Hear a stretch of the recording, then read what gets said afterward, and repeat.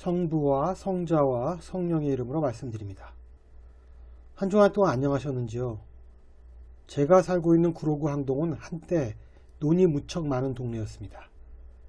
당장 제가 지금 살고 있는 아파트 단지도 한때는 논이었던 것이 기억납니다.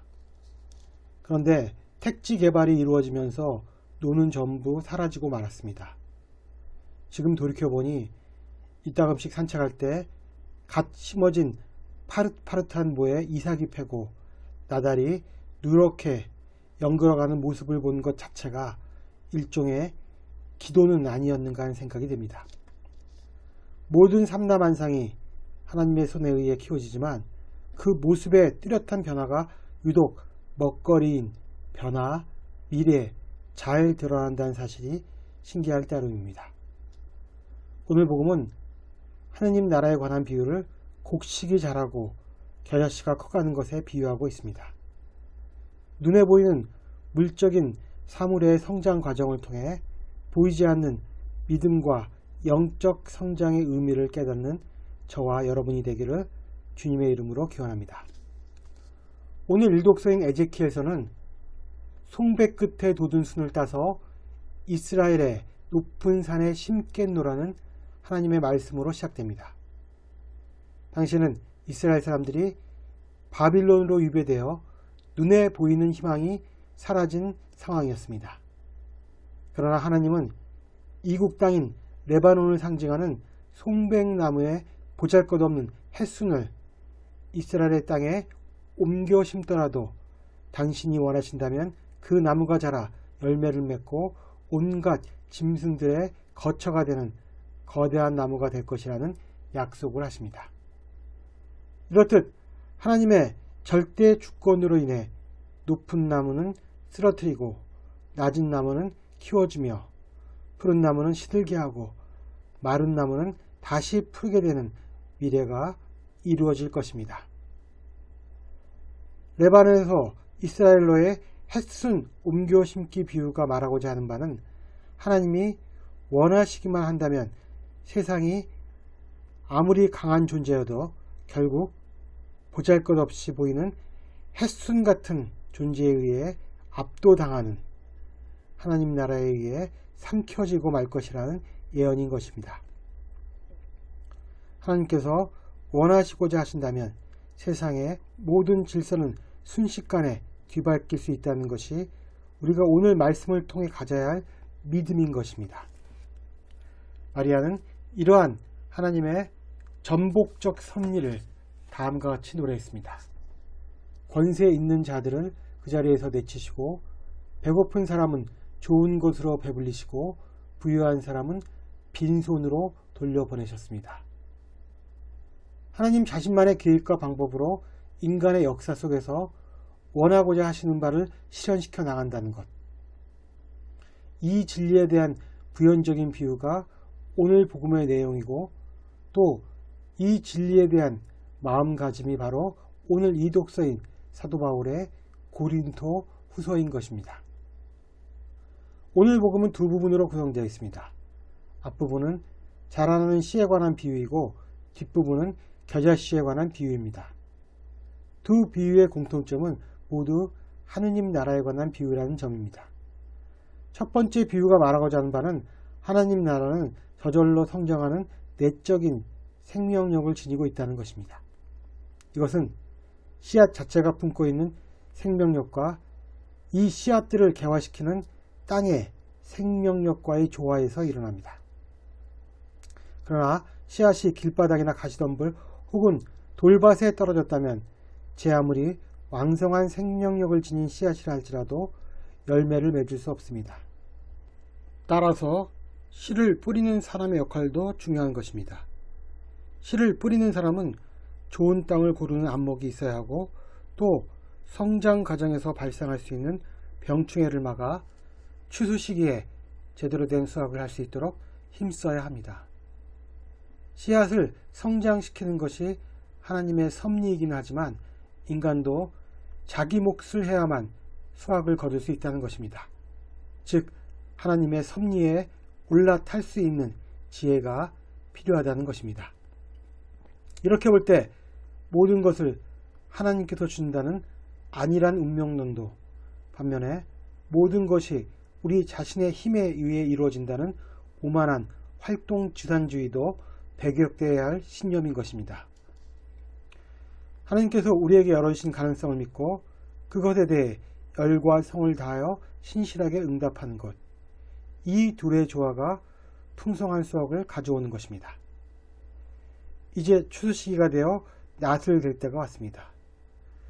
추수 때가 말하는 바는 일반적으로 악인들을 거슬러 가난한 이들과 억압받는 이들을 위해 하나님께서 개입하셔서 심판을 내리는 시기를 의미합니다.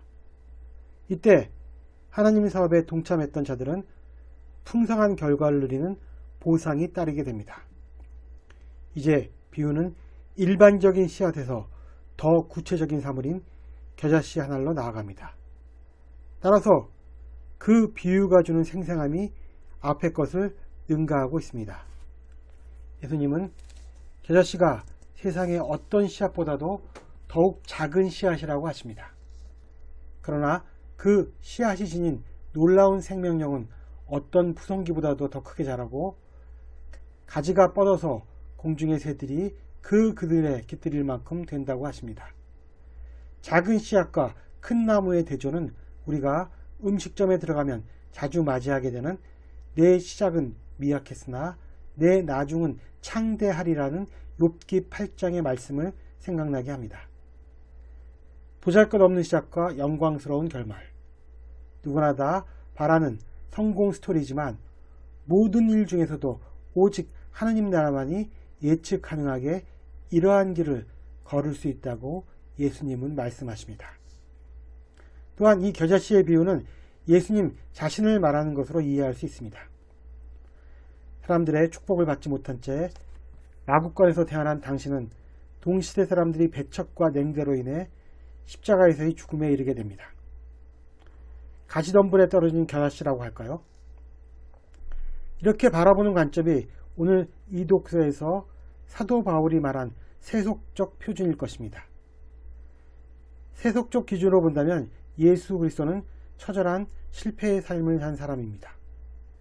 그러나 예수께서 더 깊게 믿고 있었던 것은 사람들이 예상하지 못하는 바로 이때가 하나님께서 진정으로 일을 시작할 때라는 점입니다. 마테오복음 11장 12절의 원문은 다음과 같습니다. 세례자 요한 때부터 지금까지 하늘나라는 힘있게 나아가고 있다. 힘쓰는 사람들이 하늘나라를 차지한다. 하나님의 통치가 이전 어느 때보다도 강력하게 도래했으므로 거부하지 않는 자, 믿음으로 받아들이는 자가 차지하게 된다는 뜻입니다. 여기서 믿음은 자기의 목숨까지 미워하면서 그 나라를 사모하는 모습입니다. 하느님 나라가 도래했다는 절정의 표징은 가시덤불에 떨어진 겨자씨 같은 존재처럼 보였던 예수님을 하나님께서 죽음으로부터 살려내신 것에 있습니다. 이처럼 하나님 나라는 예수 그리스도의 부활과 함께 더욱 강력하게 우리가 살고 있는 세상에 침투하고 있는 것입니다. 하나님 나라와 세상은 물과 기름처럼 섞일 수 없으며 하나가 전부를 차지해야만 끝이 나는 싸움입니다. 그리고 이러한 싸움은 오늘 사도 바울이 말하고 있는 것처럼 우리 안에서도 일어나고 있습니다. 사도 바울은 인간은 이중적이고 모순적인 존재일 수밖에 없다고 말합니다. 인간은 하나님께서 주신 성령에 매여 사는 존재이지만 다른 한편 육체에 머물러 사는 존재이기도 해서 우리가 육체에 머물러 있는 동안은 주님으로부터 멀리 떠나서 살 수밖에 없는 운명이라고 말합니다. 사도 바울이 말하는 육체적 존재로서의 인간은 세상을 향한 무한한 탐욕에 열려 있습니다. 그래서 사도 바울은 육체를 떠나서 주님과 함께 평안히 살기를 원한다고 말합니다. 하나님에 대한 믿음과 물질 숭배, 하나님의 사랑과 물질 사랑, 하나님 나라와 세상이라는 선택지 사이에서 우리는 이미 이 세상을 지배하고 있는 후자의 세력을 선택하든지 아니면 예수 그리스도 이래로 세상에 침투하고 있는 하느님 나라에 동참하든지를 결정해야 합니다. 사도 바울은 서로 화해할 수 없는 세력이 양분한 지금의 상황에서 하나님의 나라를 선택한 사람들은 하나님 나라가 세상과 우리 안에서 실현되기 위해 해야 할 의무가 있다는 것입니다. 그것은 우리 안에 겨자씨처럼 미미한 예수 그리스도를 거대한 나무로 키워내는 것입니다. 그래서 낡은 자아를 걷어내고 새 사람이 되는 일입니다. 낡은 것이 사라지고 새 것이 나타날 수 있다면 우리가 비록 육체에 머물러 있어도 이미 하나님과 함께 살아가고 있는 것입니다. 이를 믿는 저와 여러분이 되기를 주님의 이름으로 기원합니다. 성부와 성자와 성령의 이름으로 말씀드렸습니다. 아멘.